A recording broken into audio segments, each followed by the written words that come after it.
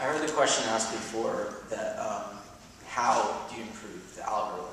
And you addressed the testing part of it after you'd already made the change. And you addressed this a little bit in your first talk. My question is, how do you measure objectively what better is? How do you decide what changes you're trying to make? So that's a good question. How do you measure better? So we made a change. I didn't talk very much about how we decide what changes to make and what kinds of changes we try to make. And that's on purpose. We keep that kind of under wraps as a competitive advantage. But once we've come up with an idea that we think is good, and we do this testing, the control group and the experimental group, what do we actually look at to see whether the result was positive or negative? And there are various things that we look at. One, the most interesting one, kind of counterintuitive one, is how much time people end up spending on Google. And for us, the less time you spend on Google, the better. If we make a change and then you're immediately off to some other website, that means we've done our job really well. We've given you the answer you want right away, especially if you don't come back to Google later to refine your search. If, on the other hand, you're spending a long time at Google, clicking on a lot of links, going back right away, clicking on more links, then we're guessing that the results probably weren't that good, and that we could probably do better. And so we look at patterns. We look at kind of what people, which results people are clicking on, and so forth. As part of these experiments, we collect that. We look at that and we try to figure out what the best of the two choices is. Hello, Craig. Gainesville, you may or may not know, is becoming recognized as a major innovation hub, which, with a lot of technology-based companies being started every year. My question is, does Google have a venture arm? And if not, how do they tap into innovation that occurs outside of the company? Google does have a venture arm. We just started it fairly recently. One of the interesting things about this venture arm is that, while many companies make investments in other small startups, usually they do it in something very related to their core business. And Google, we're looking further afield at things, at companies that we just kind of think are good ideas in general. So there is a venture arm. If you want to come afterwards, I can give you some contact info. That'd be great. Thank you. Google Docs and Gmail are becoming very popular for small businesses. My question is, are there any plans for offering a complete CRM for small business using Google Docs and Gmail? I thought we did offer a CRM right now for small businesses. This is, again, not an area that I know a super lot about, but we do have enterprise products that are intended for small businesses that are a suite of Google Docs, Google Spreadsheets, and presentation stuff, Gmail, along with service guarantees and so forth for what I think is comparatively a small sum. I don't know very much more details than that. Thank you. Hi, how are you? I have a small business, have had it for about 28 years now, and I've recently had one of my competitors start writing bad reviews about my company. And I know that it was him because initially he didn't figure out that Google was tracking his email. So I would go on to who wrote the review, and you could see that he wrote glorifying reviews about his own company and bad reviews about my own. So my question, and I've protested, it's about 6 or 7 bad reviews now. Being that people are putting more and more credence in these reviews, it's really hard on my company. My question is, what can I do about that? Because I've protested on the internet to Google and had no response. So the question is, someone's writing, a competitor's writing bad comments. I think there's like a technical term for this. It happens so much. What do I do about that? Now, I don't think the comments were written on Google itself. I don't think Google has a place for people to write comments. Instead, it's finding comments that are written somewhere else on the web, on some other website. So the advice we usually offer is you have to talk to whatever website it is taking these comments and publishing it, and making a case to them that these comments should be removed. And then once they're removed, then Google would figure that out and take care of it. Other than that, I don't know whether there's a great solution or not. Again, this is not an area that I deal with very closely. But in general, our basic philosophy is that we're indexing the web as it is. We're not really qualified to make judgments as to whether a particular thing on the web is legitimate or not, or is worthwhile having or not. And it's best to go with the people who are publishing the content and deal with it that way. Okay, thank you. I've recently had on my answering machine several requests from people that are supposedly soliciting people to work at home for Google. You know anything about that? Oh yes, to work at home for Google. How many people have gotten this email? It's spam. It's not from us. Don't work at home. Thank you. I'm so glad you had this break before I answered my question, because I was actually one of the ones getting ready to leave. And then I thought, if I don't ask this to you, who could answer it? My husband has not been able to explain it real well. Oh, the pressure. Just for the record, he's not here right now. And my kids are going to be so proud of me that I came here to hear you. But anyway, my question is, can you explain to me what I'm feeling lucky is all about?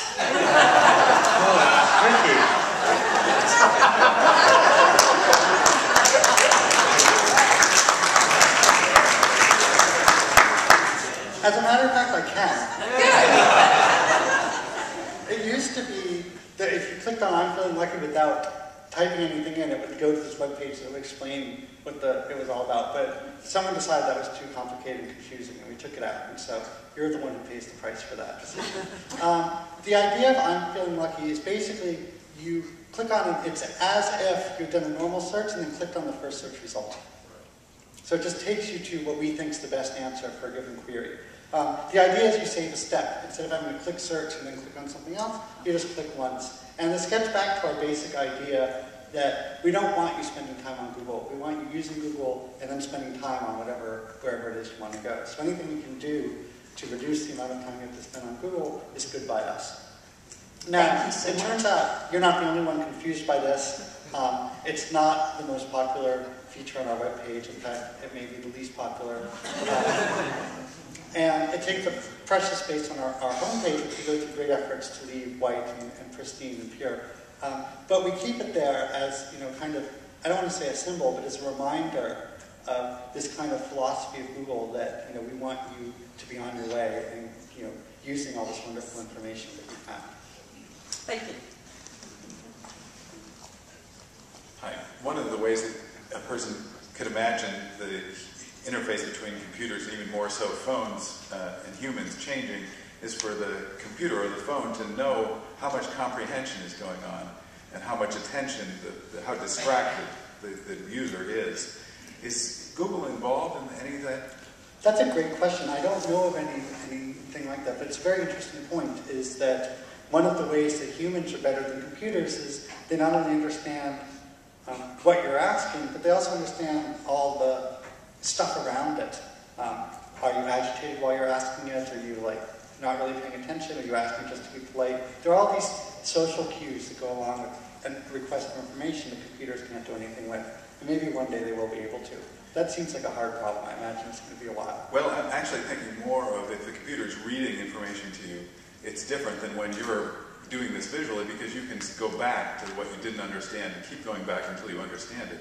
When you're getting it through your ears, you need some other mechanism to get that, to be able to, get that repeated. To say I'm not understanding and so forth. So, yeah, no, I don't know of anything that's going on like that.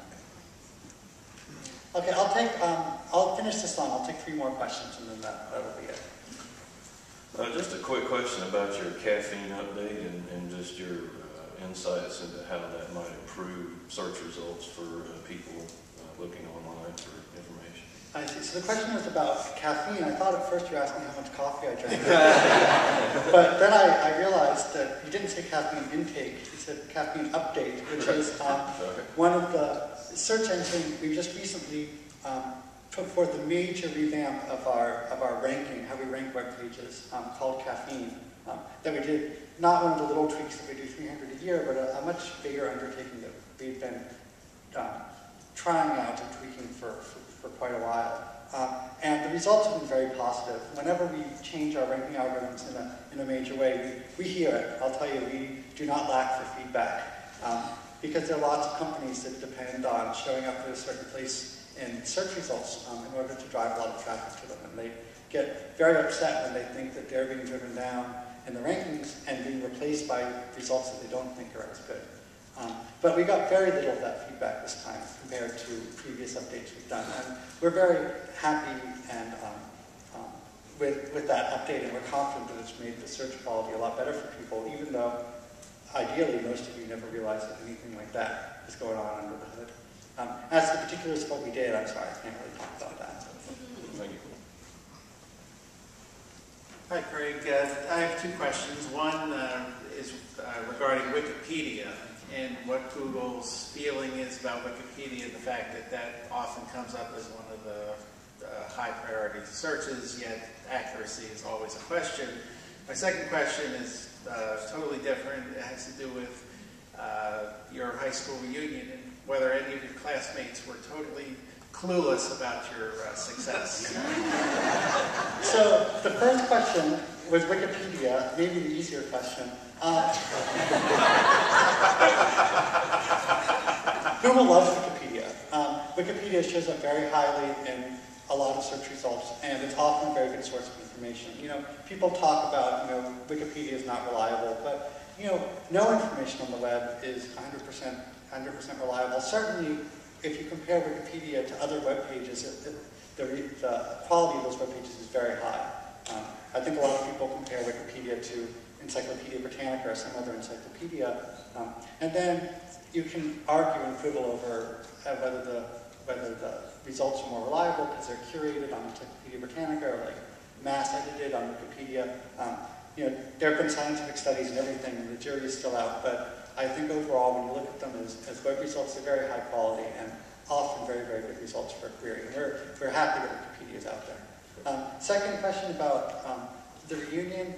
We didn't talk about work that much, actually. It was as if we went back in time 20 years and we're just hanging out again. It was very nice. All right, last question, but probably the most important one. Gainesville, along with 1,100 other communities in our great nation, applied for the Google Fiber initiative. So one, what is your role in helping to decide which communities will be awarded that fiber? And secondly, what else can we do as the hub of innovation that we are here in Gainesville to position ourselves to be awarded that first opportunity? So,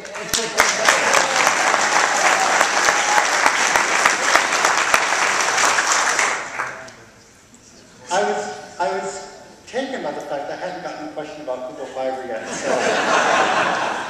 So I do think, I agree with you, that's an appropriate way to end. I have nothing to do with the Google Fiber. I'm sorry to say.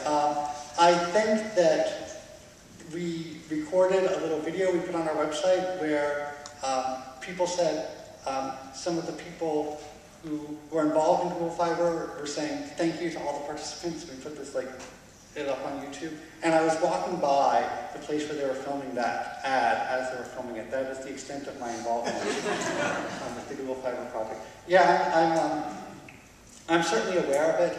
My understanding is that all the applications are in and they're currently looking at it and hoping to make decisions by the end of the year. I think that the part where you guys do something is done. It's now just up to us to go through all the applications and look at it. And, I know that Gainesville is it's doing great things. I'm sure that the application was strong, but there are a lot of strong applications out there. The country's a big place, and we'll just have to wait and see how it turns out. But I think you guys can rest easy or feel good knowing that you've made the strongest application you can, and that it's a good contender.